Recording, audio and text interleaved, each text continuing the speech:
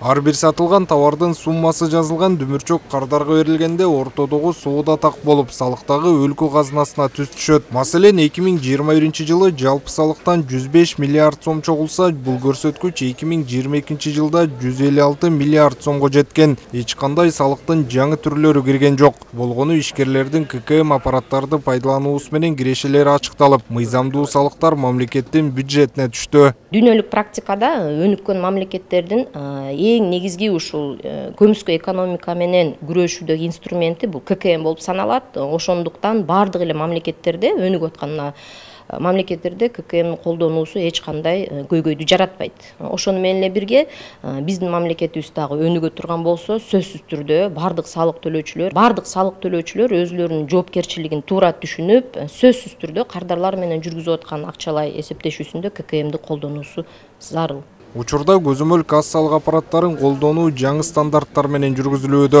Аны колдонгон субъекттердин саны 65 миңден ашкан. Жакында фискалдык маалыматтарды реалдуу убакыт режиминде өткөрүп берүү функциясы жок ККМдин эски үлгүлөрү колдонуудан чыгат. Азыркы күндө 55 миңден ашуун контролдук кассалык машиналар колдонулуп атат. Анын ичинен 50 миңи бул жаңы техникалык талаптарга жооп берген жаңы стандарттар менен иштеп аткан ККМдер.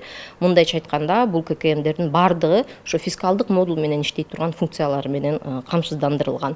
Калган 5000 ККМ бул бүгүнкү күндө каттоодон чечүү иштери жүрүп атат. Ошону менен эле бирге ошол ККМдердин ичинде топтолгон бардык фискалдык маалыматтарды мамлекеттик салык системасынын базасына көчүрүү иштери жүргүзүлүп атат. Чек талап кылып Байгутуал лотереясы быйыл да улантылат. Байге фондуна республикалык бюджеттен 200 миллион сом бөлүнгөн. Акцияга баалуу белектерден тышкары кэшбэк функциясын киргизүү пландалууда. Аны салык чек тиркемеси аркылуу чекти сканерлөө аркылуу алууга мүмкүн болот. Автандил Бактыбеков, Келдибек Уланбеков, СТВ.